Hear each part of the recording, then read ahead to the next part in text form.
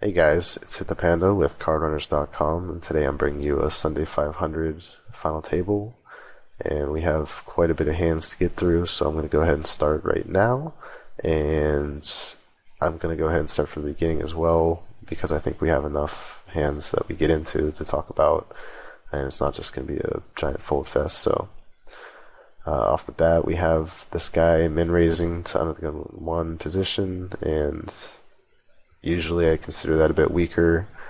Obviously it's a couple hands into the tournament, so I don't know all that much about this player right now. I might have some stats, but don't know right now.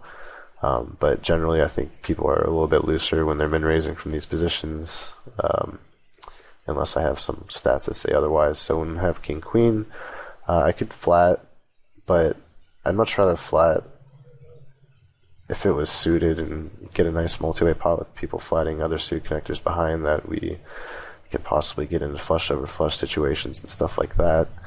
But King-Queen offsuit's not really going to play that great in a multi-way pot here, and that's most likely what's going to happen if we flat 80.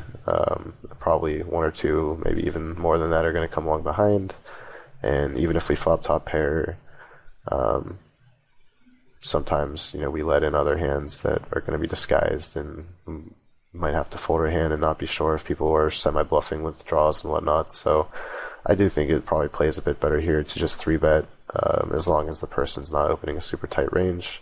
Go ahead and isolate them and force other hands that are possibly better than ours out of the pie, like ace-jack and even ace-queen offsuit might just fold to this action if it's looking at this. So I think it's a good play, and yeah, he goes ahead and calls, and we get a pretty good flop for what we're trying to represent.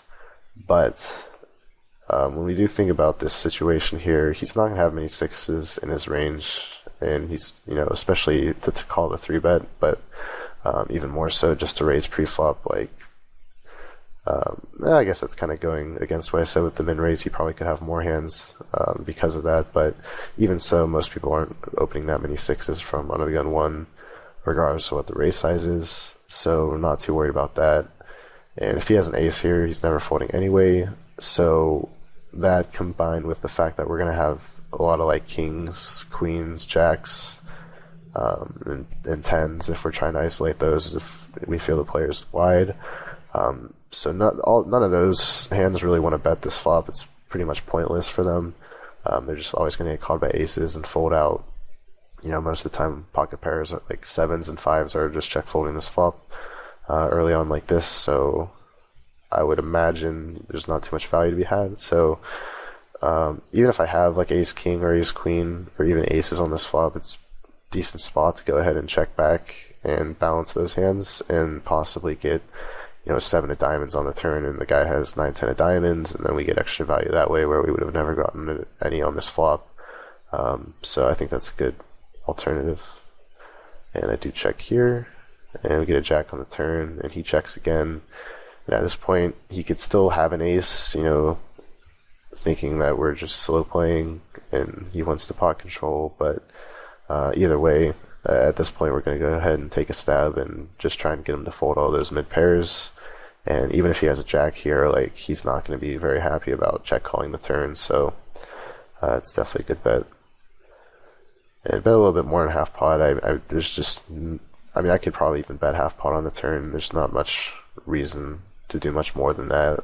The range we're representing has a ton of equity versus a jack, and he's not folding that ace anyway, so it's not like if we bet bigger, he's going to fold. So just go ahead and bet, and he folds.